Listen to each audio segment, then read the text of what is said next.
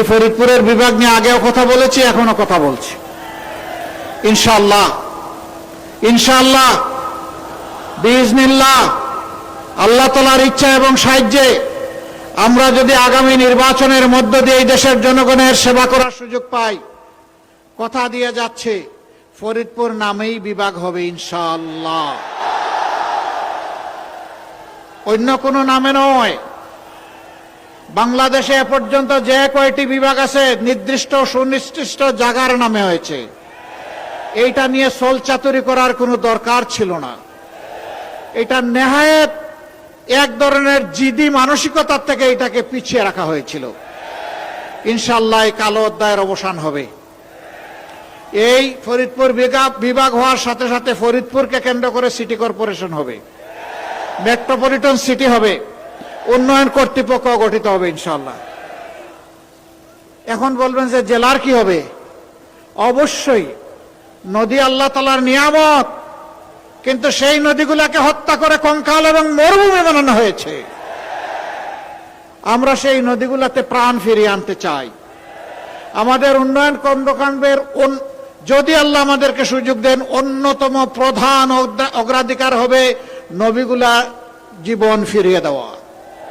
নদীর জীবন যদি ফিরিয়ে আসে, বাংলাদেশের জীবন ফিরে আসবে। এই নদী শুধু পানি দেয় না, এই নদী বহু সম্পদ আমাদেরকে দান করে। সম্মানিত ভাইরা, এখানে মেডিকেল কলেজ হয়েছে কিন্তু পূর্ণাঙ্গ হাসপাতাল হয়নি, সেই একই কারণ। অথচ এরপরে বহু মেডিকেল কলেজ হয়ে তার হাসপাতাল রফরফ করে অনেক উপরে চলে গেছে। ইনশাআল্লাহ এই দাবিও আপনাদের পূরণ হবে, তবে প্রথম দিনই হবে না, একটু ধৈর্য ধরতে হবে।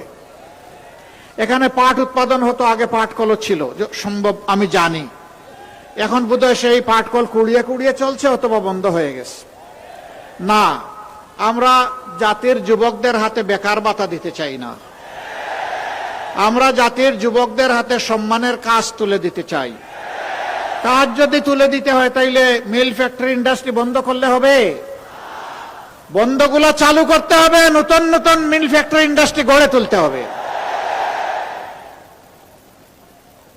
যেখানে কৃষি পণ্যের সম্ভাবনা বেশি উৎপাদন হওয়ার, সেখানে ইনশাল্লাহ কৃষিভিত্তিক ইন্ডাস্ট্রি গড়ে তোলা হবে। যেখানে ওইটুকু সুযোগ নেই, সেখানে ইলেকট্রোমেকানিক্যাল ইন্ডাস্ট্রি গড়ে তোলা হবে। আমাদের মূল লক্ষ্য হচ্ছে গোটা বাংলাদেশকেই শিল্পে পরিণত করা, পুরোনো ধাঁচের কাজকর্ম থেকে বাংলাদেশকে সামনে নিয়ে আসা। আফসোস 54 বছরে আরো অনেক কিছু আমাদের পাওনা ছিল, সেইটুকু আমরা পাইনি। এখন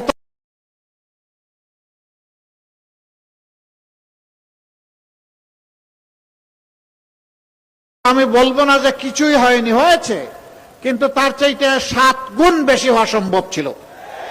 বাংলাদেশের 1 কিলোমিটার রাস্তা বিগত সরকার আমলে তৈরি করতে, মেরামত করতে যে পরিমাণ খরচ হয়েছে, চীনের মতো দেশ, ভারতের মতো দেশ তাদের তার চাইতে 7 ভাগের 1 ভাগ অর্থ দিয়ে তারা সেই রাস্তা তৈরি করে।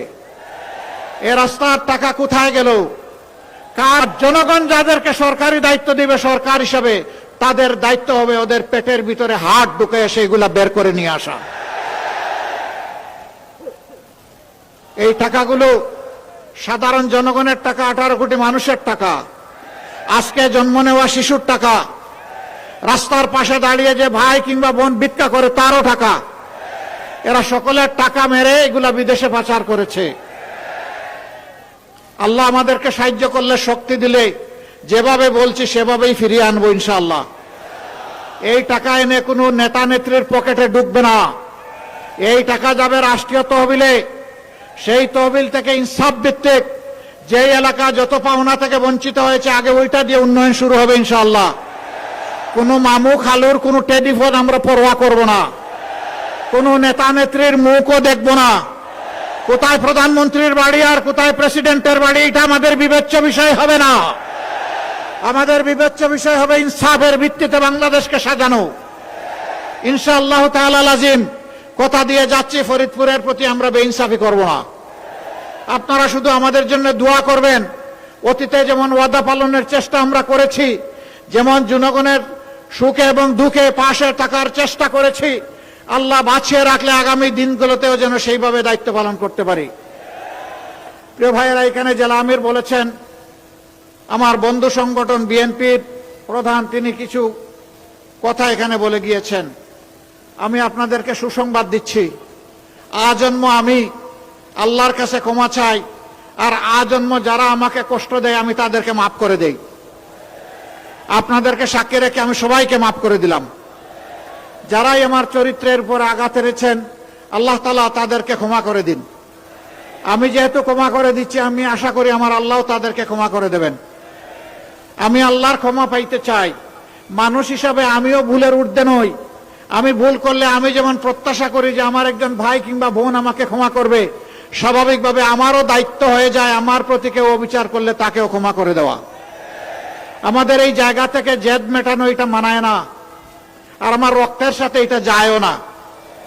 আপনারা দেখেছেন 24-এর বিপ্লবের পর 5 তারিখ রাত সর্বপ্রথম আল্লাহর মেহেরবানি আমার মুখ থেকেই বের হয়ে এসেছিল যে আমাদের উপর যারা অতীতে জুলুম করেছে, দল হিসাবে আমরা কারো উপর থেকে প্রতিশোধ নেব না।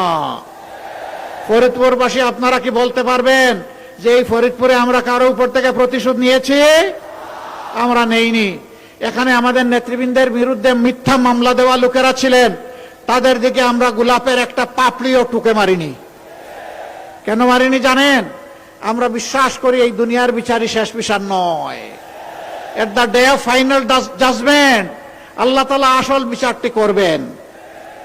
হ্যাঁ, একথাও বলেছিলাম যে ক্ষতিগ্রস্ত ব্যক্তি এবং পরিবার তারা যদি প্রতিকার চেয়ে আইনের আশ্রয় নেয়, আমরা তাদেরকে সর্বাত্মক সহযোগিতা দেব।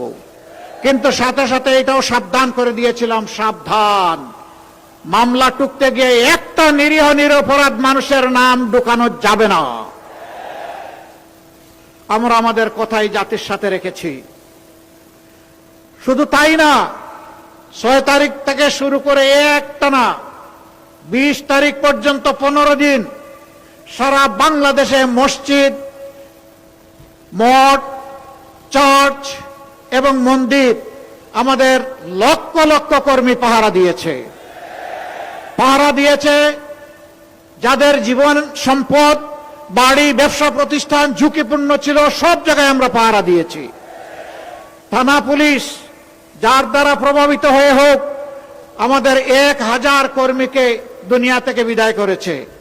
কিন্তু আপনারা শুনে খুশি হবেন, সেই পুলিশ অথরিটির সাথে জায়গায় জায়গায় বসে আমরা বলেছি দেশ পুলিশ ছাড়া চলবে না, আপনারা থানায় যান, থানার বাইরে আমরা পাহারা দিব, ভিতরে বসে আপনারা কাজ করুন। অনেক জায়গায় পুলিশ আমাদেরকে বলেছেন আমাদের তো এখানে বসারও কোনো জায়গা নাই, আসবাবপত্র নাই, লজিস্টিক সাপোর্ট নাই, আমরা কাজ করব কিভাবে?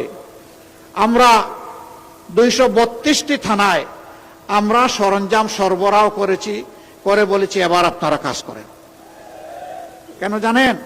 এই দেশটাকে আমরা ভালোবাসি, এদেশের মানুষকে আমরা ভালোবাসি।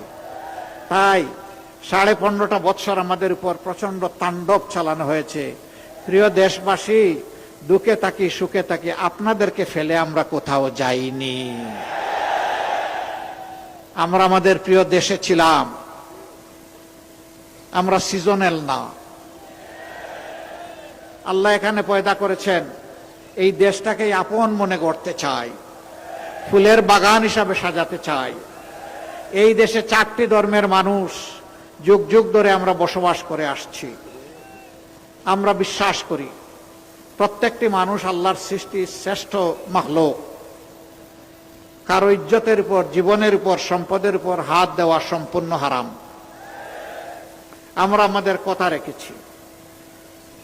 স্বাধীনতার 54 বৎসরে অনেকেই এখানে বড় হয়েছেন, কেউ বলতে পারবেন না কোনো একজন অন্য ধর্মের মানুষের জীবন, সম্পদ, ইজ্জতের উপর আমরা হাত দিয়েছি, কেউ বলতে পারবেন না। কোরআন আমাদেরকে এই শিক্ষা দিয়েছে, নবী করিম সাল্লাল্লাহু আলাইহি সাল্লাম আমাদেরকে এই শিক্ষা দিয়েছেন। সাবধান, আমাদের ওই ভাই বোনদের জীবন, সম্পদ, ইজ্জত নিয়ে যারা অতীতে বিভিন্ন ধরনের অপকর্ম করেছেন তাদেরকে বলি যে এই যুগ শেষ। নতুন বাংলাদেশে আর তা চলতে দেওয়া হবে না ইনশাআল্লাহ। 13 তারিখ নতুন একটি বাংলাদেশের জন্ম যাতে আল্লাহ তাআলা দেন, এই জন্য আল্লাহর দরবারে দোয়া করি।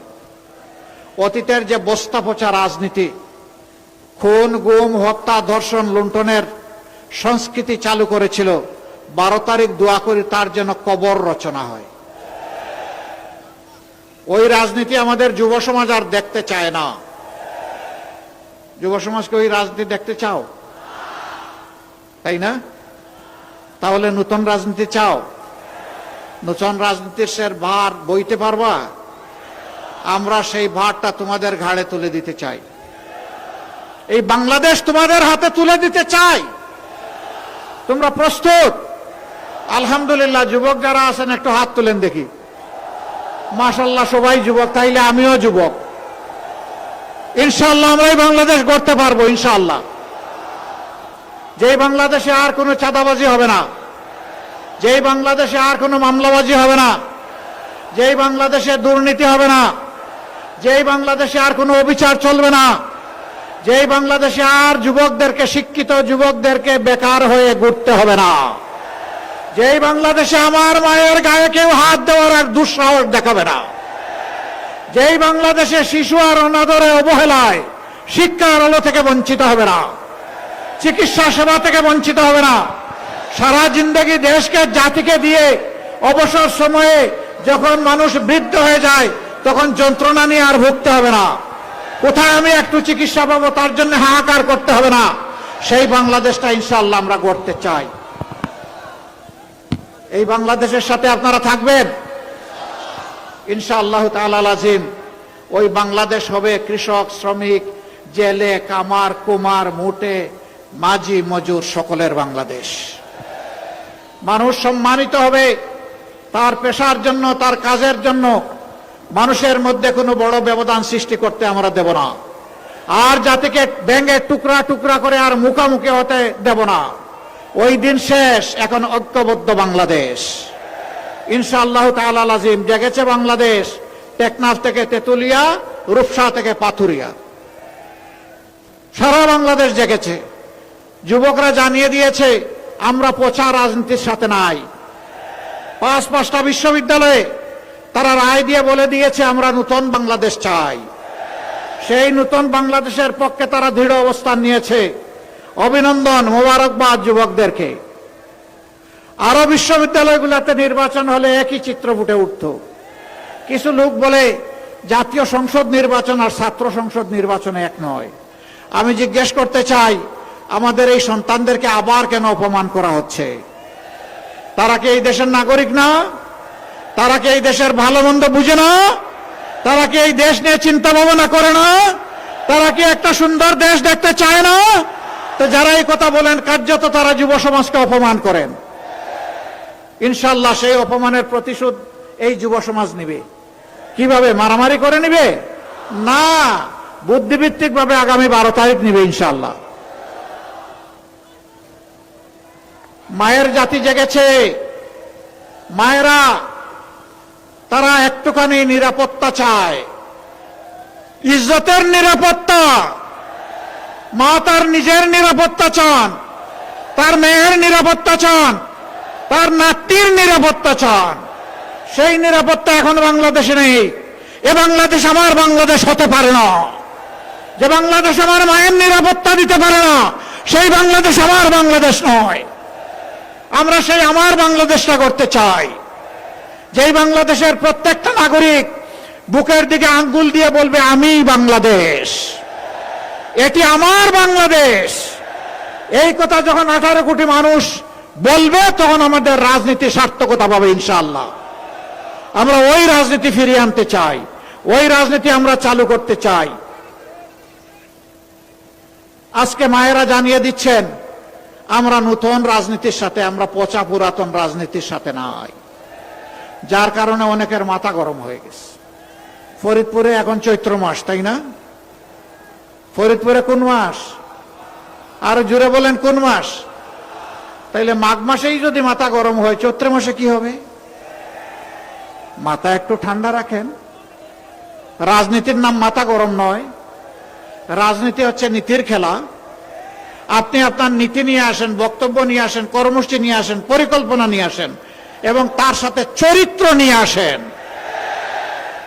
আপনার সব কিছু কাজে লাগবে যখন আপনার চরিত্র প্রমাণ করবে যে আপনার বক্তব্য সঠিক। নতুন করে বাংলাদেশের জনগণকে আর কষ্টি পাথরে গোসাগসি করে শোনা কোনটা খাঁটি আর কোনটা বেঝাল এটা আর দেখার প্রয়োজন হবে না। সব কিছু এখন পরিষ্কার।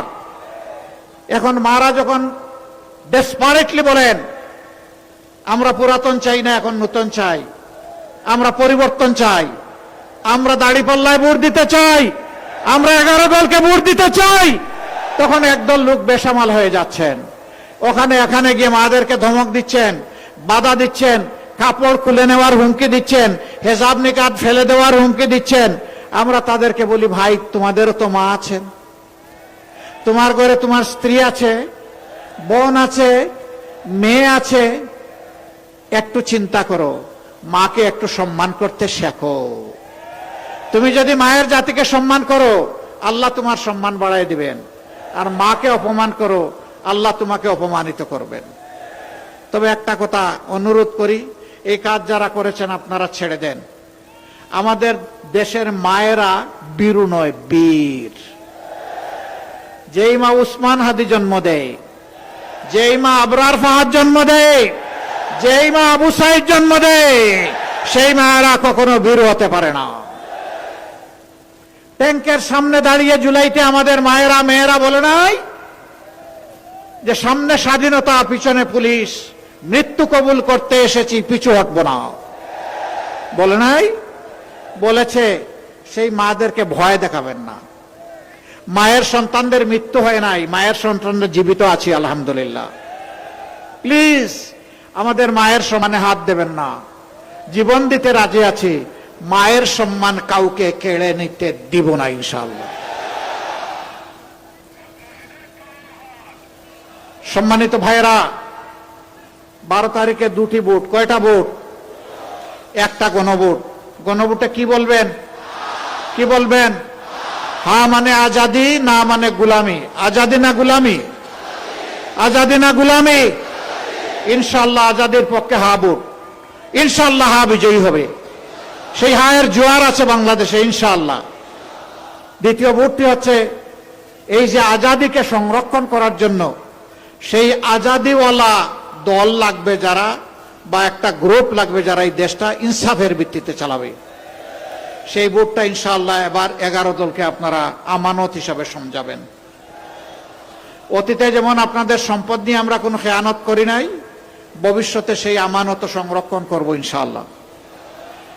আমাদের নির্বাচিত প্রতিনিধিরা আল্লাহর হুকুমে যদি নির্বাচিত হন, প্রতি বছর নিজের এবং পরিবারের প্রত্যেকটি সদস্যের আয় ব্যয়ের হিসাব জাতির সামনে পেশ করতে বাধ্য থাকবেন। আমরা কাউকে ছাড় দিয়ে কথা বলবো না। আমাদের শহীদরা আমাদের গালে পবিত্র রক্তের আমানত রেখে গেছেন, সেই আমানতের সাথে আমরা বেঈমানি করতে পারবো না। তাদেরকে সম্মান জানাতে হবে সততা, দক্ষতার সাথে এই দেশের মানুষের খেদমত এবং সেবা করার মাধ্যমে। ইনশাআল্লাহ আমরা বিশ্বাস করি চাঁদাবাজি, দুর্নীতি যদি বন্ধ হয়ে যায় তাহলে আল্লাহর মেহেরবানিতে দেশের মানুষের জীবনে শান্তি এবং নিরাপত্তা নেমে আসবে। সম্মানিত ভাইরা, তাহলে ওই ভোটটা যেখানে 11 দলের যে মার্কা দেওয়া হয়েছে, এইটাই আমাদের 11 দলের মার্কা, এটাই 18 কোটি মানুষের মার্কা। আমরা কোনো দলীয় সরকার কায়েম করতে চাচ্ছি না। আমি বলেছি, আবার বলছি, আমি জামাতে ইসলামের বিজয় চাই না, আমি 18 কোটি মানুষের বিজয় চাই। সেই বিজয় অর্জিত না হওয়া পর্যন্ত আমাদের লড়াই চলতে থাকবে ইনশাআল্লাহ। মহান আল্লাহ আমাদেরকে সাহায্য করুন। আমরা থামবো না, আমরা চলতেই থাকবো ইনশাআল্লাহ। যেই বাংলাদেশে আর অপকর্ম করতে কাউকে দেওয়া হবে না, দেওয়ার অপকর্ম করার কোনো সুযোগ থাকবে না ইনশাআল্লাহ। সমস্ত মানুষ আনন্দের সাথে, শান্তিতে, নিরাপদে ইনশাআল্লাহ যে বাংলাদেশে বসবাস করতে পারবে সেটা হবে আমাদের বাংলাদেশ। ওই বাংলাদেশটাই আমরা করতে চাই।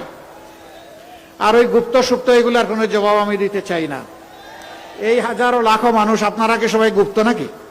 তো কেউ বললেই আমরা গুপ্ত হয়ে যাব? এগুলা ফেলে দেন, এগুলা পুরানা কাসুন্দি, এগুলাতে কিছু আসে যায় না।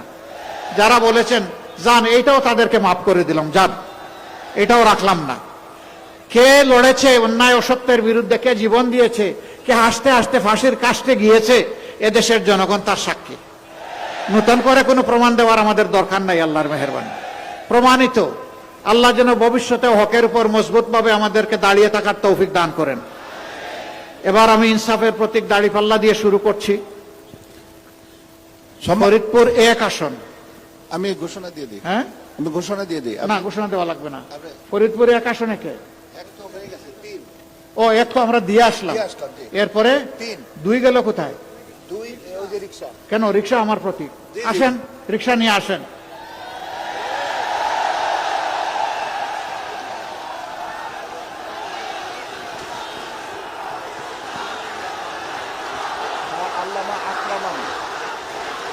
ডান দিকে আসেন, আমরা ডানপন্থী তো, ডান দিকে আসেন। আলহামদুলিল্লাহ, মাশাআল্লাহ। হযরত মাওলানা আকরাম আলী সাহেব, চিনেন ওনাকে? কি নুরানি চেহারা, হাজার উস্তাদের উস্তাদ, ভালো লাগে দেখতে। এই ভালো মানুষটাকে আমরা দিয়েছি আপনাদের সামনে, আপনারা তার সাথে আছেন। এই মার্কাটা দেখতে পাচ্ছেন, কি মার্কা? বাংলাদেশে যেই যানবাহনের সংখ্যা সবচেয়ে বেশি, এটার নাম হইল রিক্সা, তাই না? এই রিক্সাটা আমরা ওনার হাতে তুলে দিলাম। আল্লাহ তাআলা এর মাঝে বারাকা নাজিল করুন, আল্লাহ তাআলা তাকে পূর্ণ সফলতা দিন। এই আলিম যেন সংসদে দাঁড়িয়ে বলতে পারেন, বাংলাদেশে আর কোনো আলিমকে অপদস্থ করতে দেওয়া হবে না। ইসলামকে উচ্চকিত করে ধরার জন্য তিনি যেন কণ্ঠ ঝেড়ে মেলে কথা বলতে পারেন, মানবতার পক্ষে কথা বলতে পারেন। আল্লাহ তাকে তৌফিক দান করুন। এরপরে 4, ফরিদপুর 4, 3, জি 3 আসেন। আসেন, সদরের আসন, তাই না? মাশাআল্লাহ তাআলা আযীম। অধ্যক্ষ না? আমি তো অধ্যক্ষ জানি, আমি অধ্যক্ষ জানি, আপনারা প্রফেসর জানেন। ধরেন, শক্ত করে ধরেন, আস্তে ধরলে হবে না, জাতির ভার বহন করতে হবে। মার্কা আছে? কোন সে মার্কা? কোন সে মার্কা? আবার স্লোগান হবে ইনশাআল্লাহ। এ বিজয় ছিনিয়ে আনা পর্যন্ত প্রত্যেকটি আসনে, রিক্সা হোক আর পাল্লা হোক, সব মিলে আমরা 4 আসনে আমরা সমান তালে লড়ে যাব ইনশাআল্লাহ, ইনশাআল্লাহ। এরপরে ফরিদপুর 4,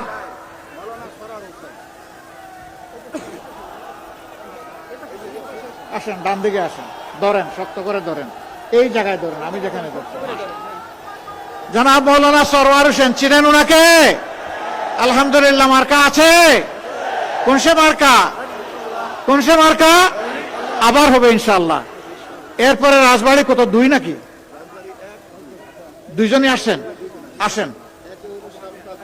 হ্যাঁ, আসেন, আসেন, আসেন, আসেন। রাজবাড়ি 1, আসেন। আপনি ধরেন, শক্ত করে ধরেন, এই জায়গায় ধরেন। মাশাআল্লাহ, ঠিক আছে। মার্কা আছে? কোথায় বলেন? রাজবাড়িতে। কোথায়? ইনশাআল্লাহ পাল্লার জয় হবে ইনশাআল্লাহ, ইনশাআল্লাহ। অ্যাডভোকেট নুরুল ইসলাম সাহেব, আপনাদের আবার জামাই, কিন্তু উনি অনেক সময় ছেলের চাইতে মানুষ জামাইকে বেশি ভালোবাসে না?